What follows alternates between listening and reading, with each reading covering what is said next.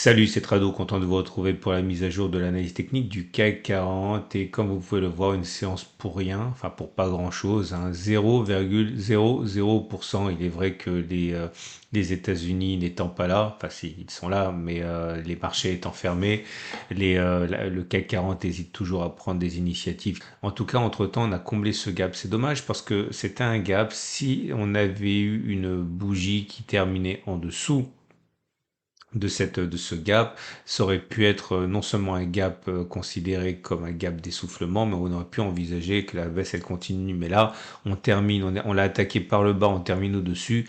Il n'y a pas véritablement de sentiment de faiblesse hein, dans ce comblement de gap. En tout cas, également, les bougies Aiki-Nashi restent pour l'instant, on va dire, plutôt favorables, hein, c'est vert.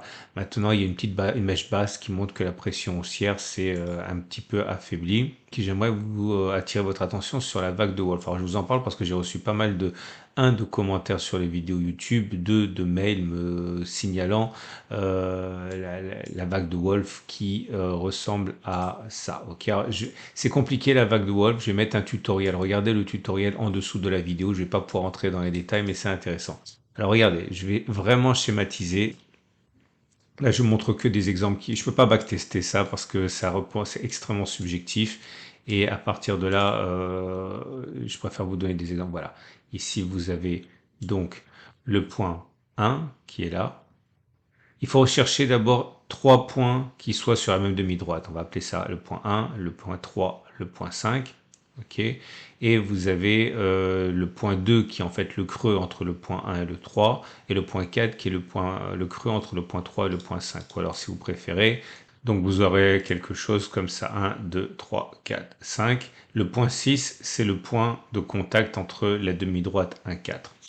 Et l'idée, c'est que c'est pas tant le taux de succès qui est intéressant que le ratio gain-risque, parce que on accepte totalement que le point 5 sorte au-dessus de la droite 1,3, mais une fois que l'on réintègre la partie en dessous de 1,3, eh bien ça déclenche le trade, et vous voyez que le ratio gain-risque peut être très intéressant, puisque si vous rentrez par exemple ici, que vous mettez comme objectif, premier objectif le point 4, okay, qui est le niveau ici, hein, avec un stop de protection en clôture au-dessus du point 5, vous avez un ratio gain-risque qui est vraiment très intéressant, 1 sur 4, et encore plus hein, si vous allez chercher le point 6. Alors pour la petite histoire, il faut savoir que, bon, je ne sais pas dans quelle mesure c'est vrai, mais le fils de Bill Wolf, le créateur hein, de la vague, et supposément, hein, la légende veut ça, être le premier trader millionnaire à 15 ans, quoi. Bon, je vous montre d'autres exemples, voilà.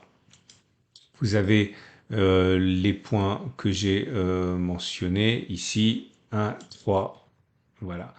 1, 2, 3, 4, 5. On réintègre, ça active. Donc on va chercher le premier point, c'est le point 4 ici qui était touché. Et là, en l'occurrence, on va aller chercher le point 6 après. Très souvent, on va remonter entre temps, mais on va pas clôturer au-dessus. Hein. Donc attention au stop de protection. Je vous montre encore quelques exemples là. Ah bah pour le coup, celui-ci n'a pas fonctionné, mais c'est pas qu'il n'a pas fonctionné, c'est qu'il n'a pas été activé, vous voyez. 1, 3, 5. Le point 2, c'est le plus bas entre 1 et 3. Le point 4, c'est le plus bas entre 4 et, 3 et 5. Mais vous voyez, là, on n'a pas réactivé en passant au-dessous. Donc ça, c'était une vague de Wolf potentielle. Et puis après, on a fait un nouveau plus haut, donc ça a invalidé le truc. Donc c'est pas que c'est un échec, c'est que ça n'a pas été validé. Je vous montre encore quelques exemples parce que c'est pas évident, je le répète, de backtester ça. Là, vous avez une magnifique. Ok. 1, 2, 3, 4, 5. Sortie, réintégration, on cherche le niveau point 4, puis après on va chercher le point 6. Ok, encore une petite ici. Je le répète pour ceux qui n'ont pas retenu, hein, il y aura un tutoriel hein, en dessous. 1, 2, 3, 4, 5. Voilà, attention, parmi les choses importantes, il faut que le point 4 soit compris entre le point 1 et le point 2. Il ne faut pas qu'il dépasse. Un point 1, point 2, le point 4, il est bien dans cet espace. Hein. Et parfois, moi j'en ai préparé un autre ici. Pareil, vous voyez. 1, 2, 3, 4, 5. Réintégration, c'est donc activé. On va chercher le niveau du point 4. Par contre, là, on n'est pas allé chercher le point 6. OK? Donc, si j'en parle, encore une fois, c'est parce qu'on m'a sollicité sur ce point. Et actuellement, on est donc dans un régime... alors là, celui-là, il n'est pas bon. Je vous montre simplement pourquoi il n'est pas bon, parce qu'on a bien 1, 3, 5, mais le point 4, justement, il n'est pas compris. Ça, c'est l'espace 2 de 1, 2. Ok, le point 4, il sort. Donc, c'est pas bon. Il aurait fallu qu'il soit entre ce niveau et ce niveau. Et là, il en sort. Donc, c'est pas bon. C'est pas une vague de Wolf. Bref, si j'en parle encore une fois, c'est parce que vous avez ici une potentielle vague de Wolf, mais comme je l'ai dit, elle n'a pas été activée pour qu'elle le soit. Il faudrait, on est sorti, donc il faudrait repasser en dessous de la ligne 1,3.